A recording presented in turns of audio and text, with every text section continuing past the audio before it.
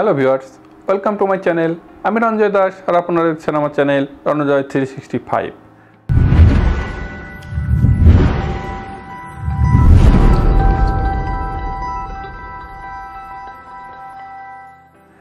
আপনি যদি আমার চ্যানেলে নতুন হয়ে থাকেন তাহলে প্রথমে সাবস্ক্রাইব করুন এবং পাশের বেল আইকনটি ক্লিক করুন।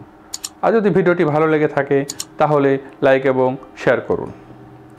আজকের ভিডিওতে আমি ডাচ বাংলা ব্যাংকের মিলেনিয়ার ডিপোজিট স্কিম বা এমডিএস নিয়ে আলোচনা করব। আপনাদের নিকট অনুরোধ থাকবে আপনারা অবশ্যই ভিডিওটির প্রথম থেকে শেষ পর্যন্ত মনোযোগ দিয়ে দেখবেন, তাহলেই আপনারা জানতে পারবেন কীভাবে খুব সহজে আপনারা মিলেনিয়ার বা 10 লক্ষ টাকার মালিক হতে পারবেন। ওয়ারেন বাফেটকে চেনেন না এমন লোক পৃথিবীতে খুঁজে পাওয়া মুশকিল। তিনি বিশ্বের সবচেয়ে ধনী লোকদের মধ্যে একজন। তিনি বলেছেন, খরচ করার পরে যে টাকা অবশিষ্ট থাকে তা সঞ্চয় না করে বরং সঞ্চয়ের পর যে টাকা অবশিষ্ট থাকে তা খরচ করা উচিত।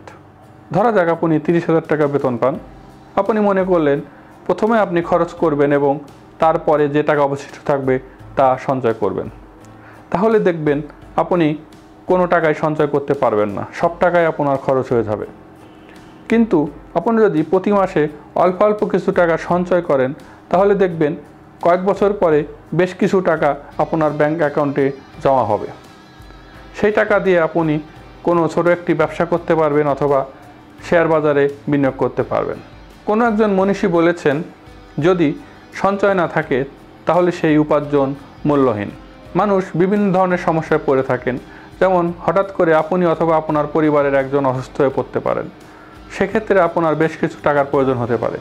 এখন আপনার হাতে যদি কোনো জমানো টাকা না থাকে তাহলে আপনি বিপদে পড়বেন। সেজন্য এই সঞ্চয়ের অভ্যাস গড়ে তুলতে হবে। প্রতি মাসে অল্প অল্প টাকা সঞ্চয় করলেই দেখবেন আপনার হাতে বড় অঙ্কের একটি টাকা জমা হয়েছে। সেই টাকা আপনি বিপদে আপদে খরচ করতে পারবেন। বাংলাদেশে অনেক সরকারি বেসরকারি ব্যাংক রয়েছে এবং এসব ব্যাংকে অনেক ধরনের সঞ্চয় স্কিম চালু রয়েছে। এসব সঞ্চয় স্কিমে প্রতি মাসে অল্প অল্প টাকা জমা করে একটি বড় অঙ্কের টাকা পাওয়ার সুযোগ রয়েছে। আজকের ভিডিওতে আমি ডাচ বাংলা ব্যাংকের মিলেনিয়ার ডিপোজিট স্কিম বা এমডিএস নিয়ে আলোচনা করব। এবার দেখা যাক কিভাবে আপনি ডাচ বাংলা ব্যাংকের মিলেনিয়ার ডিপোজিট স্কিম বা এমডিএসের মাধ্যমে 10 লক্ষ টাকার মালিক হবেন। ডাচ বাংলা ব্যাংকের মিলেনিয়ার ডিপোজিট স্কিম বা এমডিএসের সর্বনিম্ন মেয়াদ 3 বছর এবং সর্বোচ্চ মেয়াদ 10 বছর। যদি আপনি প্রতি মাসে 6,770 টাকা করে জমা করেন তাহলে আপনি 10 বছর পরে 10 লক্ষ টাকার মালিক হবেন।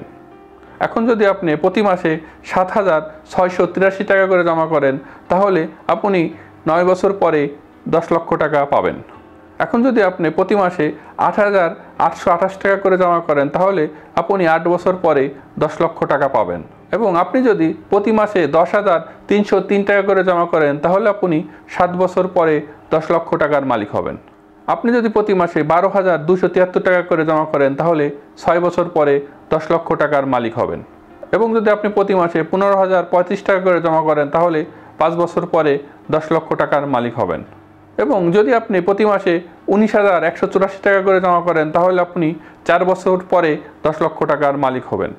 এবং সর্বশেষ আপনি যদি প্রতি মাসে 26,108 টাকা করে জমা করেন তাহলে আপনি 3 বছর পরে 10 লক্ষ টাকার মালিক হবেন। অর্থাৎ সামারাইজ করলে দাঁড়ায়, ডাচ বাংলা ব্যাংকের মিলেনিয়ার ডিপোজিট স্কিম বা এমডিএসের সর্বনিম্ন মেয়াদ 3 বছর এবং সর্বোচ্চ মেয়াদ 10 বছর।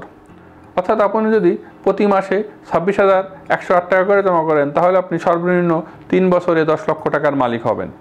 এবং আপনি যদি প্রতি মাসে 6,770 টাকা করে জমা করেন তাহলে আপনি 10 বছরে একজন মিলেনিয়ার হবেন।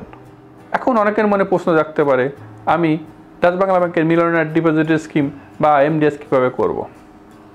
ডাচ বাংলা ব্যাংকের এমডিএস করার জন্য আপনাকে প্রথমে একটি সেভিংস অ্যাকাউন্ট খুলতে হবে।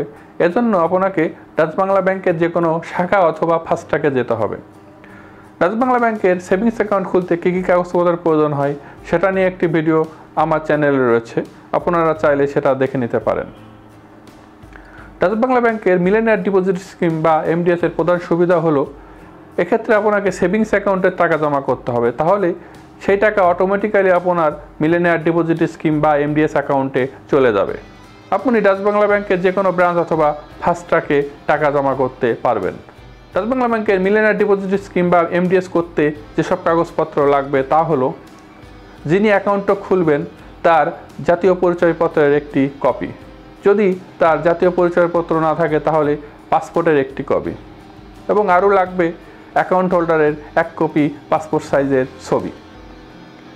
অ্যাকাউন্ট হোল্ডার যাকে নমিনি করবে তার যেসব কাগজপত্র লাগবে তা হলো নমিনির জাতীয় পরিচয়পত্রের একটি কপি, যদি নমিনির জাতীয় পরিচয়পত্র না থাকে তাহলে তার পাসপোর্টের একটি কপি, এবং আরও লাগবে নমিনির 1 কপি পাসপোর্ট সাইজের ছবি।